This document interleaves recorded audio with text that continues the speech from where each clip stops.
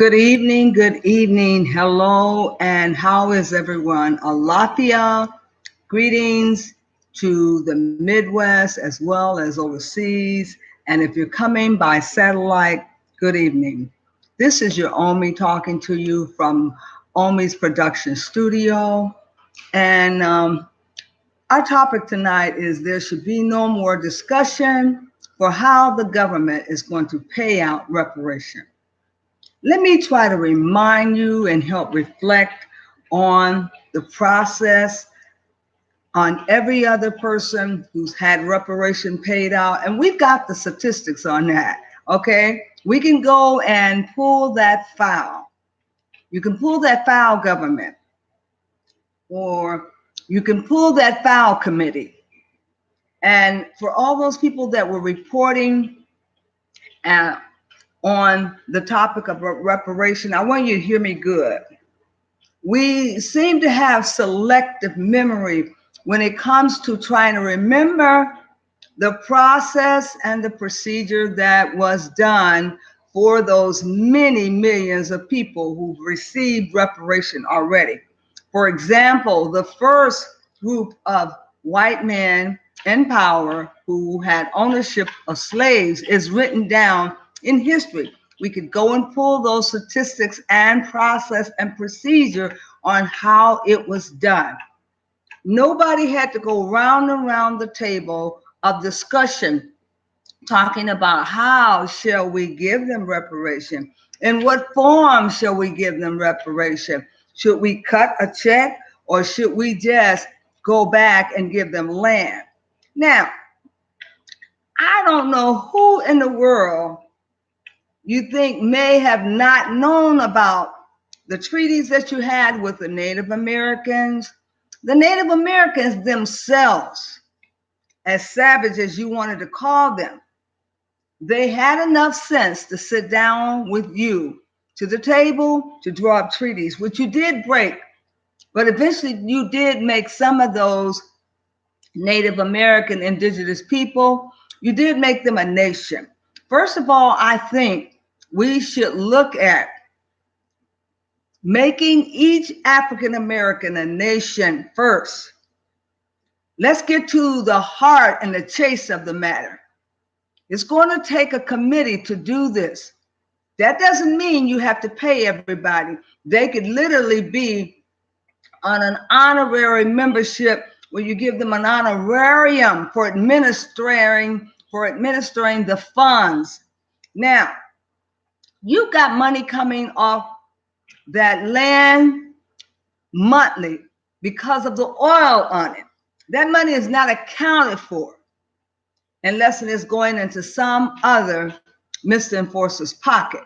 Take that money and divide it among the nations. Yes, we are all at least 92% a part of a nation.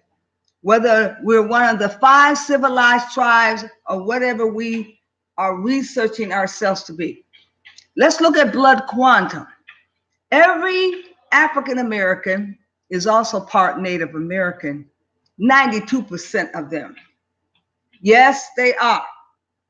So therefore, if we are Native and indigenous, we actually count twice because we were indigenous people who should have received our honorarium when the Native Americans received their money. You could figure that out. It's not that hard. It's not rocket scientist, and it can be figured out. Now, let me say something. Joe Biden said right on national TV and said, well, they didn't call me boy, but they called me son. He is a Caucasian. And it was probably more easier for him to accept son than boy. But you must look at Joe Biden's track record. Joe Biden is not for reparation. And he is not for a whole lot of other things that pertain to African Americans. So let's leave him alone. We know where he fits at. And we're trying to balance the checking list here. Now, with the people that were speaking out. Cory Booker was not very pleased with what Joe Biden said, and he asked Joe Biden, would he offer up an apology? This person does not want to offer up an apology, okay? Even the massive incarceration, Joe Biden was on the other side of the fence on that topic. That should tell you something. He doesn't want to free the slaves, nor does he want to release those massive prisoners who are in incarceration. No, he doesn't.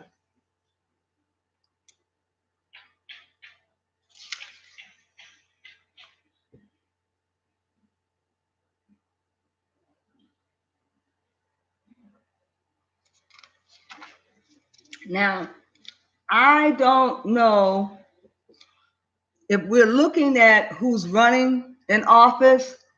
Bernie Sanders, Beto O'Rourke, Cory Booker, Elizabeth Warren, Joe Biden, Kamala Harris, and we just don't know which of those people are going to be on the side of reparation. Well, then we have to make them have a run for their money, because if they're not talking reparation, we're not talking voting for them. That's how this has to run. We've got to get them on the side of reparation. And if they cannot see it within their budget, then maybe we won't have a House of Representatives, and maybe we won't even have Democrat, and we won't have Republican. Maybe we'll have an independent. Now, here's what got me so upset. Here's what got me so upset. Ta-Nehisi Coates spoke very well over the residing issue of reparation. He's got his facts together and his ducks are lined up. However, one of the Associated Press documented that 52% of the people think that America believes that the government didn't put enough resources into African American, and only 30% thinks that the government is aligning the African Americans. Now, 30% thinks that there shouldn't be any reparation, and 52% said that there's not been enough put into the African Americans' financial well-being. Well, we got a serious problem here because people have given out reparation to government. They know exactly how it should be done. You can form government and create a nation for individual or groups of people and have their own people reside over delegating the funds. Here's why I say that. Just like when those 13 banks were caught and indicted, and they were forced to compensate all of those homeowners who lost their property. Some of those people are still standing in the need of prayer now. They have not gotten their benefit from those 13 banks. And they put it in writing and on paper, but to enforce it is another thing. That's why I said you cannot leave it up to the government to reinforce.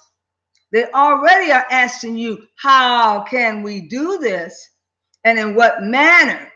They're biting for time, hoping that you'll go away.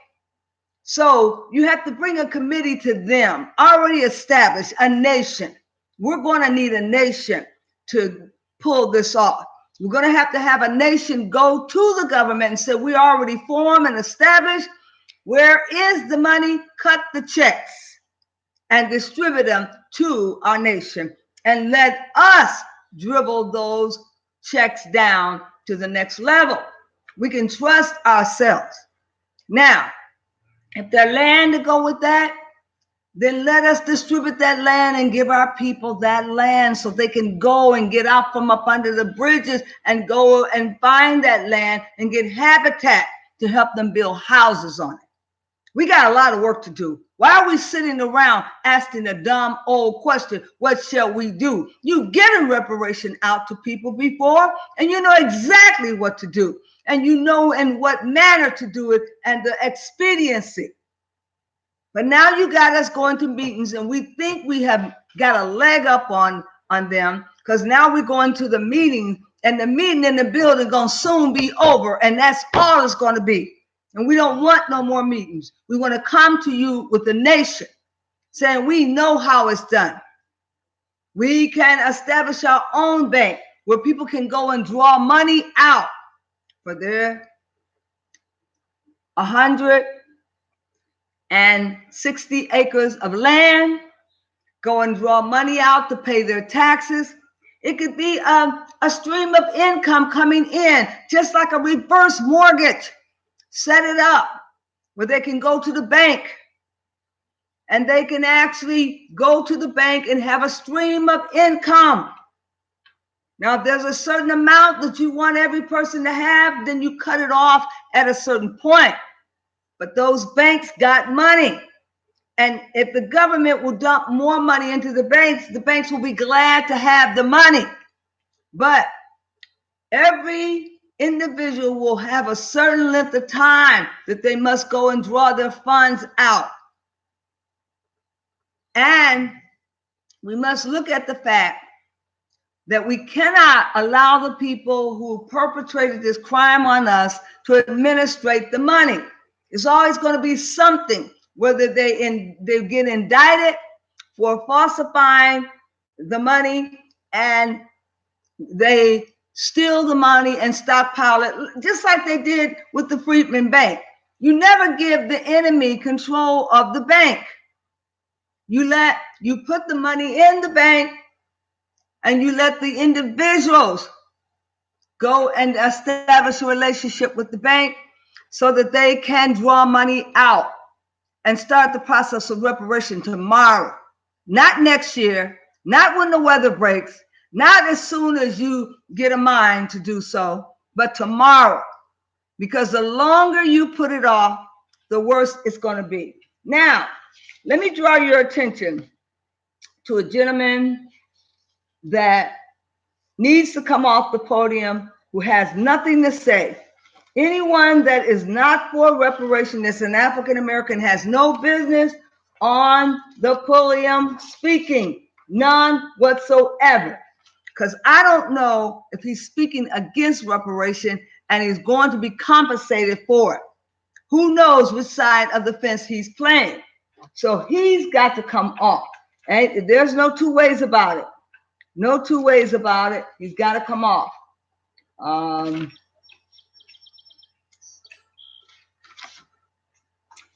Coleman Hughes, may I remind you, sir, when you say that none of the people are still alive that we owed or that actually took reparation away from us or that we owe reparation to, may I remind you, they are still survivors. They are still widows that are receiving widowers' pension.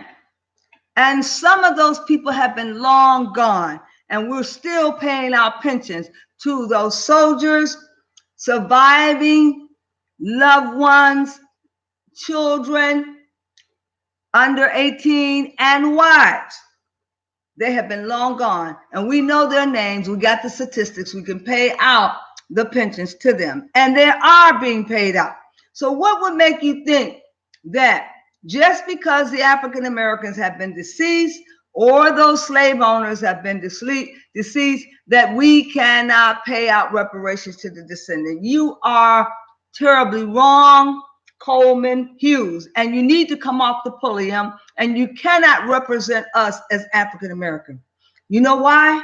I just seen a video with you on the pole on a bus and walking through the city with no clothes on, nothing but your underwear. Son, I don't know how in the world you can have a voice to speak for anyone when you're not even using common sense to put your clothes on. Who were you trying to appeal? And why were you in front of all those Caucasian men with your clothes off? And what did you hope that they would say?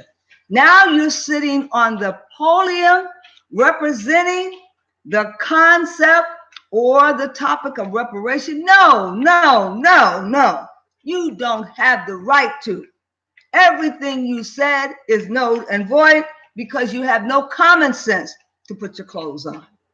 So why are we listening to Coleman when he talks about such things as when we make a decision for him to receive reparation, then without his consent, the reparation ended, and he thinks that we have no right to represent him for reparation. Well, if you don't want your share, give it to somebody else.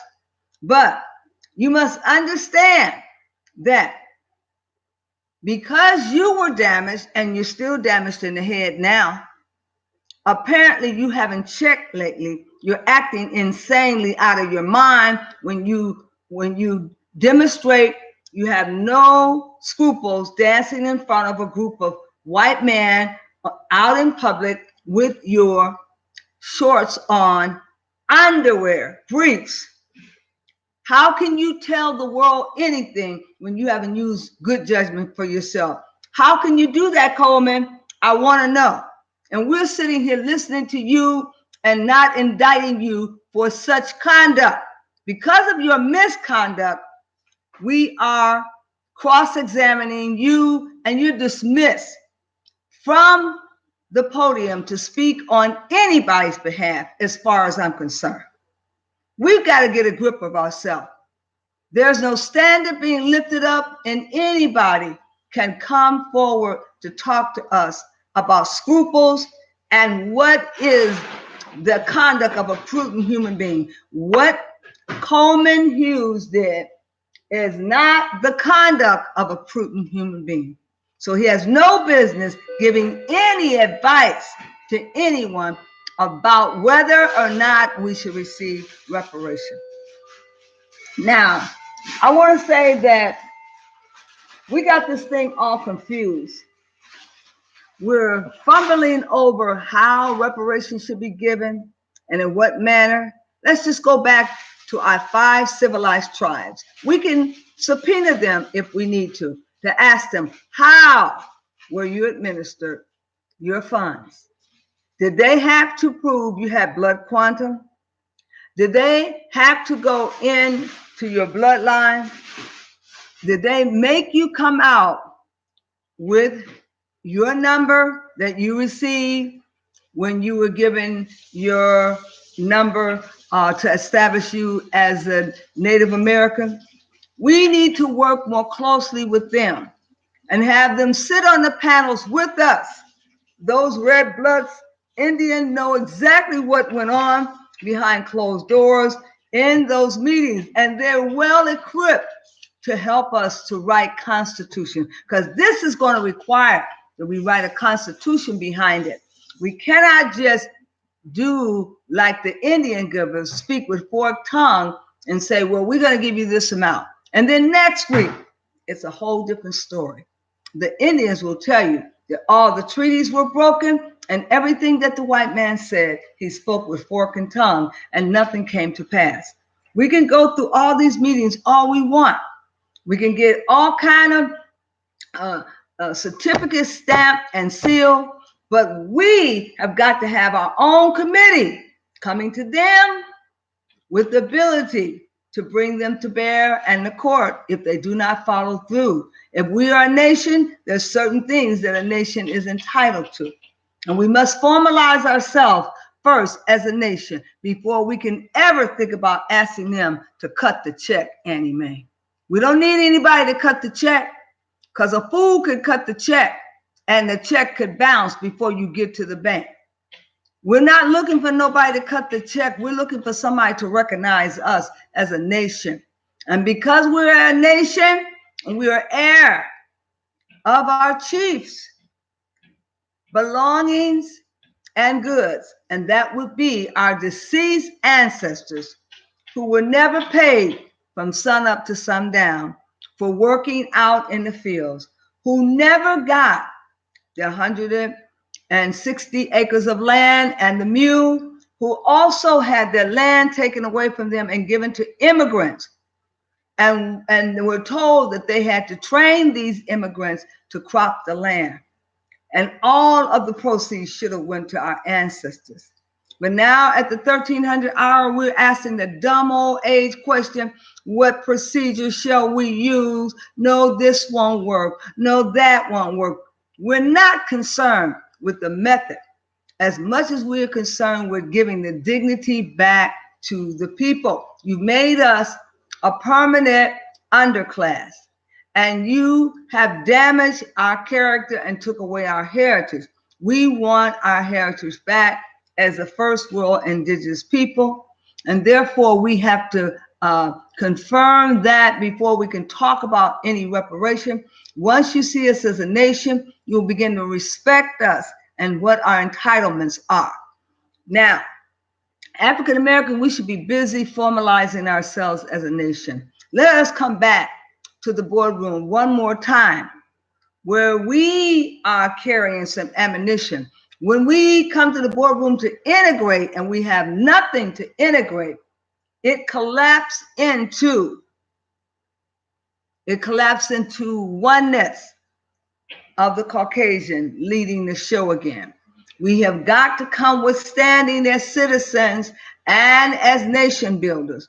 Then you will respect the status that we carry, and we won't have to ask you for anything. You just have to open up the door and we'll get it ourselves, because no man hands another man their freedom. If any man is going to receive freedom, he has to do what? He has to do what? He has to take it by force, by any means necessary. So therefore, let's reverse this whole thing. Let's just dismiss Ta-Nehisi Coates and dismiss Coleman, Hughes. Let's dismiss all of that. That was rhetoric. That was a placeholder. Now we can move forward and roll this feature film forward.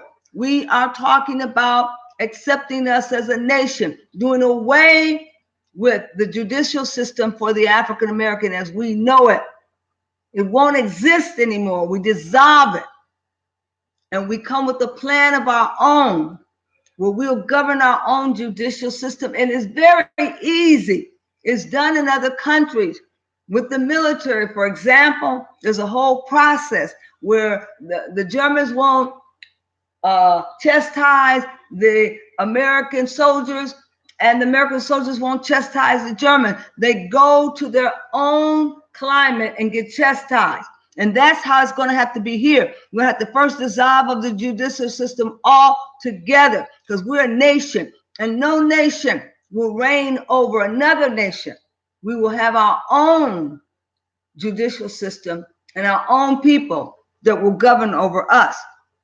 Once we have our own judicial system, then the penal system has to be reevaluated. Any man or woman in jail who've never had their day in court, or any man or woman who is not facing a serious crime, and it is a non-violent crime, shall be released. Shall be released as a good faith of the new reparation, the new deal. That's right. It's not going to be a chicken every pot. We're not talking about that. We're talking about cash money in the bank, not a chicken in every pot like Roosevelt did. And we still suffer. We keep getting deals that don't mellow through, and the 5 tribes know exactly what I'm talking about. They're still in court right now fighting for some of those reparation and laws that were signed by Mr. Enforcer, which he didn't enforce. We can't have this. We don't have very much time. We want our dual citizenship. That's the next thing. If any of us want to leave this country and go to Africa and maintain our citizenship in the United States, we want dual custody and dual ability to do so. And if we should take our goods, we want to be able to put our funds in the banks in Africa and reside here in the United States if we choose to. You have done us a dirty, dirty service. And a lot of people are saying, how can you ask for all that? Look at how long that you depreciated us. You made us less than cargo. You depreciated us down to cargo. You humiliated us by stripping our names and our identity. We want our identity back. We want to be able to change our names and want to be able to accept a new name. We want to give the slave master his name back. Because when you gave us that slave name, you literally stripped us of all of our identity. We've got to gain our identity back. It's not so much about dollars and cents. It's the humility that you put us through. And the fact that you took our families and parted them and moved our men to become studs and our women to become bearers of children that they didn't know the names to. You did a lot of damage that you don't think that we realize. It's very hard to compensate us for all the damages that you did. It's a wonder if we cannot hold our heads up. It's a wonder if we cannot walk with pride and dignity. But I want you to say it loud. You are Black and you're proud. And don't be afraid to identify with the Africans, because that is who we are. But it's very vital that we quickly come together to form our nation. Stop this nonsense in the courtrooms. It's only rhetoric and lies and innuendos that will not be reinforced. It's just something to keep you busy, to make you think that they're addressing a long problem that should have been addressed a long time ago. But they're not moving fast enough. That's right. They're not moving fast enough. So we've got to whip them in shape by bringing the nation to them. So African Americans, at the sound of my voice, you should be uniting to work with anyone and everyone about formalizing your nation. Yes, there were 5 civilized tribes, and they walk proudly here on this earth today. The Chickasaw, the Cherokee, the Seminoles, and one more I can't think right now, but they're walking proud to this day. They're getting reparations from the casinos and from the oil wells that were on their land. They're getting a check in the mail. Yes, some of them are stuck in the reservations and they're not worth a damn. I know. And some of them have become alcoholics and drunks because they're just so disturbed by what has happened to them. Well, somebody did address their issue. They went to court one day and somebody made them a nation and somebody allocated funds to them every month. Now, what they did with the money, I can't tell you. But we're going to purpose in our heart that we're going to do more with our money than buy these silver things and shiny things, that we're going to invest and we are going to build and we're going to create a nation like we did in Oklahoma, where people were advancing themselves in entrepreneurship. And no more of this jealousy, Caucasian. You cannot come into our communities and tear it down and burn it up and bomb it from up above. You cannot do that anymore, else it will be all out war. This time we're not playing. It will be all out war if you take to jealousy and want to destroy what the African Americans have built up from our reparation and our proceeds. Because you cannot be that jealous that you want to come in and pull African Americans out of their home and burn their businesses and their homes and then bomb them from up above. No more of that Oklahoma stuff is going to be happening. No more. And we're just going to lay the hammer down, because this is as close as we ever got to even discuss about whether or not we should have reparations. We're going to get beyond the discussion. Now we're at the table, and you are going to be stamping certificates claiming us as a nation, citizens of our own nation, one nation under a groove, giving us dual citizenship in our motherland. We want those things because it means something. Now, when you get to the point when you can see yourself sitting down to talk about the money, let's talk about these major corporations, insurance companies who got paid big time money when a slave died. And when those masters beat a slave to death, they were still covered under insurance, and insurance got a hell of a lot of money for those deceased slaves. Not to mention banks who receive monies from the benefit of our position as a slave, from the cotton gin down to the discovery of the actual seeds and flowers. Also looking at the reparation of the land that we had to give away to the refugees who came here from Scotland and all parts of Europe. The monies that we would have gotten to advance us in our agriculture was given to these people who never worked a day in their lives here on this land. You must understand that all of the hard work during the Jim Crow Act after slavery, when we were supposedly be free and establishing ourselves in our gardens and on our farms, we weren't able to. We were thrust along the sides of the road with all of our cargo packed on top of the wagons and forced to live on the side of the road because our homes were taken, stripped from us, and given to those immigrants that came over on the ship, the immigrants that came over from your ancestors. Now, we are looking at land and fields that were not properly cropped because they didn't know anything about how to congregate the land. But we're still in determination to also become agriculturists. We want our land back, and we want the support we need and the tools we need to crop that land, because that's our land.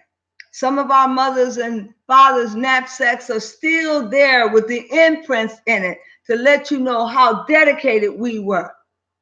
So the agriculture, the monies that has gone into building the threads and the cottons, all of the proceeds that they made, get them in here too, because they have to pay off too.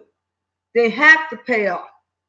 And the Freedman Bank, when all of our money went into the Freedman Bank, and he lent that money out to all of his friends and gave it away and plundered all of our money that we put in that Freedman's Bank. We want all of that back. We want bank accounts in our name with deposits there so that we have a standing, because that money was lost and nobody got indicted and nobody went to jail for that. They just walked away and thought nothing of the fact that the banker that was over the freedmen's money, even after Frederick Douglass came in and gave $10,000, it was too late for him to regroup that bank because the gentleman had swindled all the money. Where is that money? We want it redeposited back in the banks for us. We've had a lot of stuff taken from us.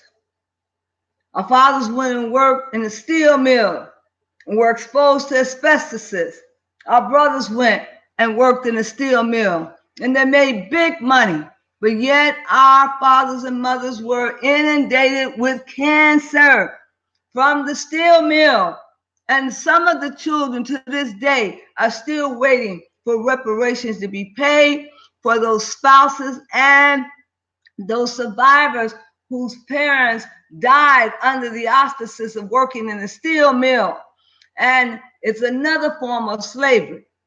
Now, I want to say that we've got to look at the heart of this, and we've got to have committees that will head these departments up to research and to gather facts on it. There are many, many corporations out there who benefited from our ancestors' slavery, who made profit, who banked on money, and their children are reaping the benefits right now. And you keep asking, how can we find the right one to pay because they're no longer alive? Well, I'll tell you, Mr. Hughes, go to your ledgers to see who were the ones that had money in the Freedman Bank, and you'll see those offsprings are still alive, a large portion of them. And you know the man who was managing the bank, and he needs to be tried, and he needs to be brought into a court of law. But we cannot keep talking about how can we do this. That discussion shouldn't come up anymore. There are many favorable ways that we can address this problem. We can put our heads together as intelligent entrepreneurs and economic specialists and financial wizards. We can put our heads together and come up with a way. We just need to stop talking about what manner of way are we going to do this. First of all, you establish us as our individual nations and stop telling us that we have to be part Indian in order to be indigenous. We are the indigenous people. We must establish that. And these so-called Johnny-come-lately people who are not the real McCoy, we've got to step them down, and we've got to identify with the real indigenous people and give us our place in the sun and establish us as one of the 5 civilized tribes. But so much is happening now. You got blacks against blacks on these discussions, and Mr. Hughes had no business taking a stand. When he said his friends asked him, was he going to go and speak? He should have taken the low road and went and sat down and not speak, because he harmed himself and his African American people by saying that we're not worthy to receive this particular sum of money and benefits. We are definitely worthy. And if we wait any longer for Mr. Enforcer to make the right decision, all hell is going to break loose. And they're going to wish that they did sit down sensibly and make some kind of decision, because God is not going to wait too much longer for you to come to your good senses and say, yes, we do owe those souls, those poor souls, and we must vindicate them immediately. We must give them right standing. And you cannot take a law and pervert it. All those black laws you had in the book, after we got up from under slavery, we went right into the Jim Crow laws, and the Jim Crow laws nearly destroyed us. And they still are destroying us. And the Jim Crow laws will not go away by themselves. You have to make amends and apologies, and you have to confess that you were wrong for creating those black laws, and that some of them still exist now. And you're reinforcing those black laws on African Americans. And we do know when they created those black laws, they also created the actual policemen to govern and protect and secure the properties of slave owners who were rich and in power and who owned slaves. That's why they were put in effect. They were not put here for our protection. And now the black laws are still running this rampant, and it's still affecting us as black people. You cannot put your hound dogs on us and use these tactics anymore. Things have got to change.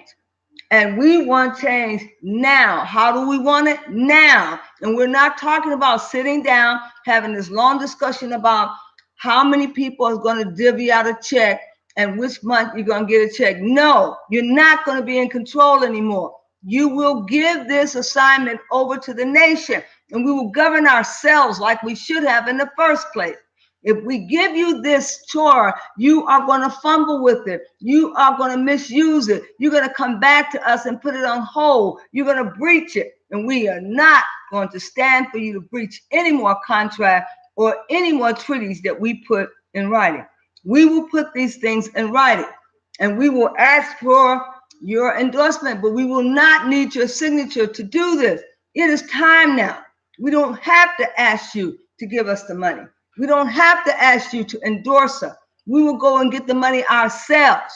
Now, you're going to force people to formalize an army, and they're not going to be working with carnal-minded weapons. They're going to work with their minds. And a mind is very, very dangerous and a terrible thing in the hands of the oppressor. Now that our minds is out of the oppressor's hand, we will make decision and good decision for ourselves. You are no longer governing us, and you don't hold the captive anymore. We are free from you. So you must listen to us. We are your elders, and we're pleading with you to sit down and listen to us. Do not take offense to what we're saying. Your time is up now. Now, this HR 40 that they put together, you need to support that, because this HR 40 is supposed to be something that we use to put together the process of making us whole. Let us take this HR 40 and support it, and you back it, so that this HR 40 will be the new beginning of a new deal. And this new deal will make you whole, and it will protect you and your children. If you don't follow through on the process and this good deed that you started, if you don't follow through on it and you sway anyway or come away from it, I will tell you this.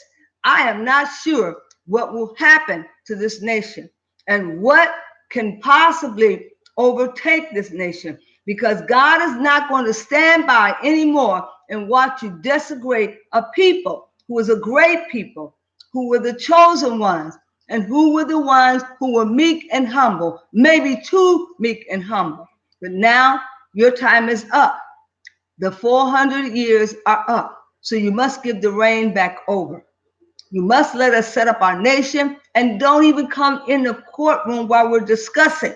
While we're cleaning ourselves up, stay out of the courtroom and let us come to a judgment and a decision for what is best for us.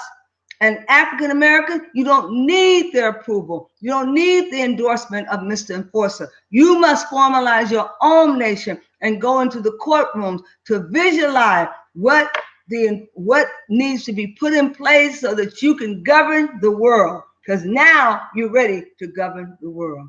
Go forth and govern the world, and quit worrying about the other people and what they can do to you. You'll become a nation, and they must dance to your music, and they must adhere to what you're saying, because God has making it so, and he's already told us, get in position, and he will lead us. He will direct us in our path, and our path shall be on the straight and narrow, so that we are fair to all men and women. But we must separate, you say. Yes, we must have our own territory, our own states. We must be able to govern ourselves. We are not children, and we cannot have children governing us anymore. We must understand there's no more meeting at the boardroom. The meeting at the building is over. We must come to you as a nation, and we must go into our own courtroom to secretly put together our nation and give you the order of the day and tell you what we're doing and let you know that all of our debts will be wiped out. All of our debts will be ceased from existing. And all of the cotton that our mothers and dads picked, it will suffice and pay for every one of our debts. There are no more debts for the African American. You as Africans, you're not entitled. You weren't part of the descendants of slaves. We're talking about those mothers and fathers who left their knapsack here. We're not talking about newly Africans that have come here. Now they want the benefit. No, you're not entitled. This is a problem we got to solve ourselves. We cannot bring in outsiders to confuse it. And if you an African American that's speaking against reparation, you will be locked outside the door too. Maybe you don't deserve to even be a part of it, because we cannot have this nonsense where you're dividing us and secretly pooling with the other side of Mr. Enforcer because you want to be on probation to become white. If that is your desire, go ahead. We're not stopping you, but you cannot bring that nonsense into our courtroom.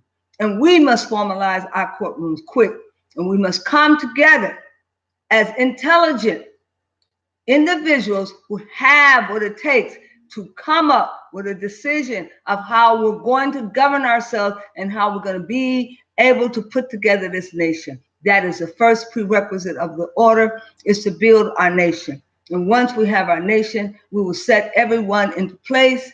We will have our headship, and we will have our panels, and we will have our boards, and everyone will work together cooperatively to run this establishment that we are now looking at under the HR 40, where we are governing ourselves. Thank you very much. And you've been great to talk to about what it is we're going to do, so we can stop talking about how will we distribute this money. We're not interested in how we're going to distribute the money. We're going to name the various places that have to give up the money, and we will wait for them to give us an idea of what they're going to put on the table, and then we will tell them what we demand of them. See, when you wait for somebody to make a decision, they won't. But when you tell them you have XYZ amount of time to make that decision, then you put a Mr. Enforcer behind it. Now, Mr. Enforcer, your days are over, and you must give the reign up to the proper leaders, and that is the indigenous world people. Thank you so very much, and do have a great day. Odama.